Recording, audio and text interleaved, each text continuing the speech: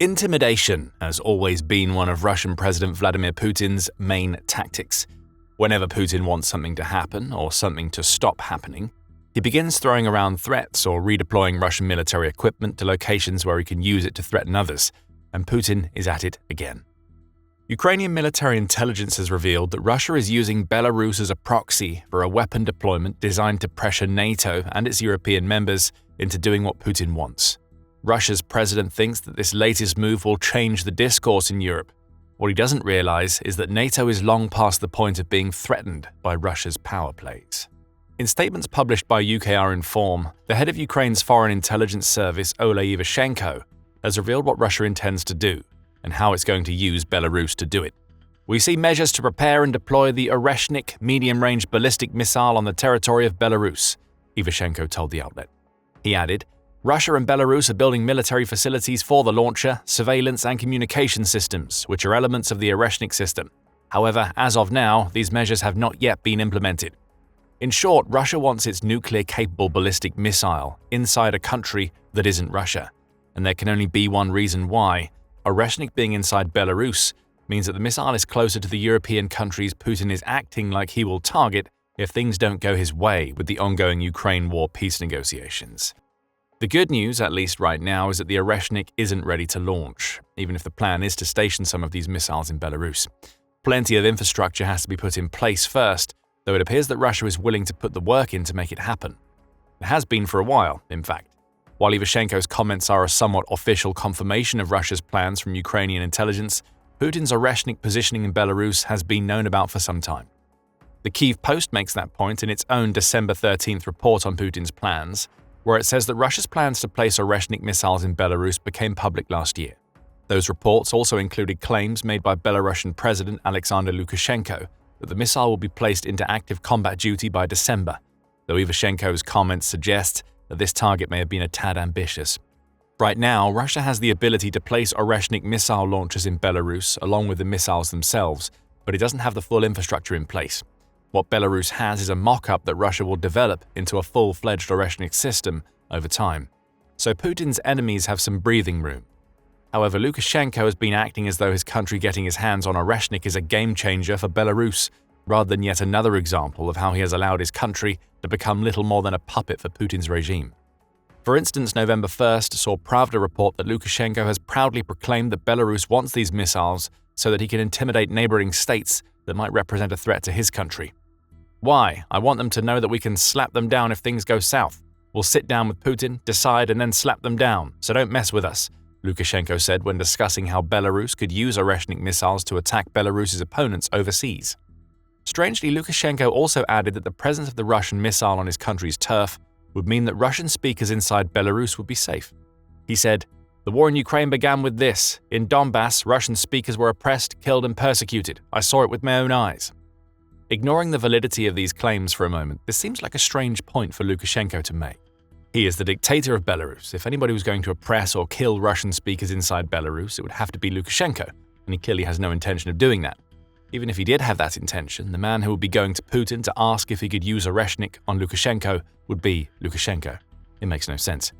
However, that's par for the course with the Belarusian leader, and it's clear that Putin also doesn't trust Lukashenko with anything close to the responsibility needed to actually use Oreshnik missiles. Ukrinform notes that Oreshnik says Belarus will have no rights or powers to use the Russian missile, as all Oreshnik weapons placed inside Belarus will instead be part of the unified command system of the strategic missile forces of the Russian military.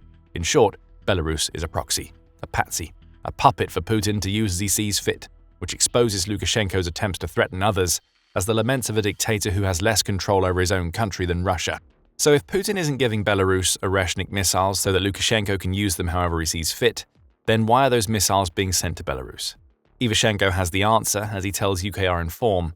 The deployment of Oreshnik on the territory of Belarus is a means of putting pressure primarily on the EU and NATO and not on Ukraine, Oreshnik says. Such a step will allow Russia to expand its capabilities to launch a surprise attack on the capital of any European country and will significantly reduce the time of arrival compared to launching from the Kapustin Yar test site. This is all part of Putin's plan. He uses a state that has fallen under his sway to host the missiles that he believes will do the best possible job of intimidating those he sees as enemies of Russia. In a sense, Lukashenko's warning that nobody should mess with Belarus is true.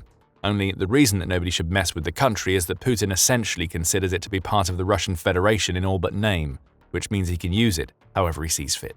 And right now, he sees Belarus as fit for intimidating other European countries.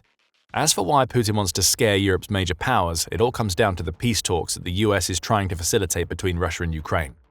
On November 21st, a US-written draft of a proposed 28-point peace plan to bring an end to the Ukraine war was leaked. The plan made several suggestions that appeared to favor Russia over Ukraine, including provisions that Ukraine cede the Donbas to Russia. The plan also made vague mentions of security guarantees without really discussing what they are, and it also proposed limiting the size of Ukraine's armed forces. Many of the proposals seem to have come right out of the Kremlin's list of demands, and Europe was quick to take notice.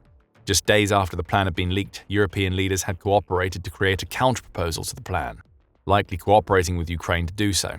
Much of the plan's vague wording was cleared up in this redraft, and the US quickly backtracked from placing pressure on Ukraine to accept the plan immediately to stating that the plan was supposed to be a starting point, per the Center for Strategic and International Studies. That infuriated Putin. Originally, the plan gave Putin pretty much everything that he wanted out of the Ukraine invasion, while only calling on Russia to make some token concessions that wouldn't really stand in the way of Putin launching a second Ukraine invasion further down the line. Then Europe had to go and stick its nose in Russia's business, resulting in the plan being redrafted to a point where it might be acceptable to Ukraine, which also meant it was in no way acceptable to Russia. Putin wants Europe, as a collective, to stop butting in where he feels the continent's Western powers aren't needed. Oreshnik missiles to Belarus amount to Putin letting many of European NATO members know that he could hit them with a very powerful missile if they keep getting in his way. European leaders have accused Putin of faking an interest in peace talks, as evidenced by his continued and ever-intensifying long-range strikes against Ukraine, even as he claims to want an end to the war. In a strange attempt at proving that he is a president who wants peace, Putin has responded to these accusations with yet more threats. On December 3rd, CNBC reported on how an incensed Putin raged about Europe getting involved in peace discussions, sharing that Russia's leader said, "We're not going to war with Europe. I've said that 100 times, but if Europe suddenly wants to fight us and starts, we're ready right now." Europe doesn't want a war with Russia, and Putin knows it. The fight he claims that Europe wants is actually Europe getting in the way of Russia getting everything that Putin wants from peace discussions. Putin doesn't want that because he believes that it's easier for Russia to manipulate the United States into seeing peace discussions Putin's way than it is for him to manipulate the European nations that recognize how much of a threat Russia is to their borders. Several prominent figures have made this claim in the past, including US President Donald Trump's own former security advisor John Bolton. "I think Putin thinks he can play him like a fiddle. I think Putin is smart, tough.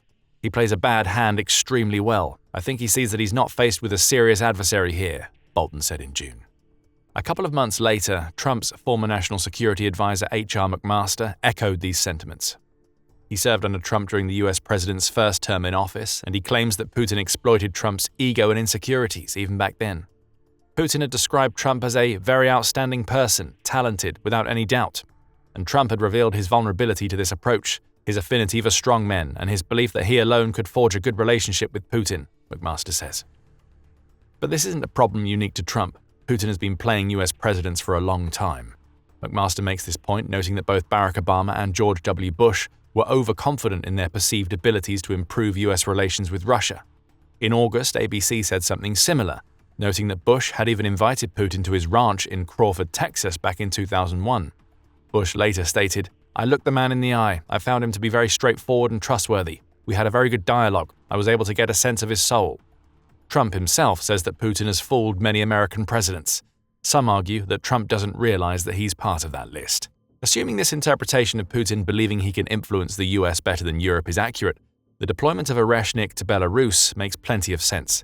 It's all about Putin trying to push Europe out of the peace negotiations, and Oreshnik, at least on paper, seems like a good missile for that particular job.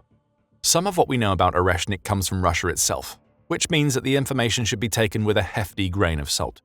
Other information has been gathered from the one time the missile was reportedly used. Still, if we assume this information to be true, Oreshnik is a very dangerous missile.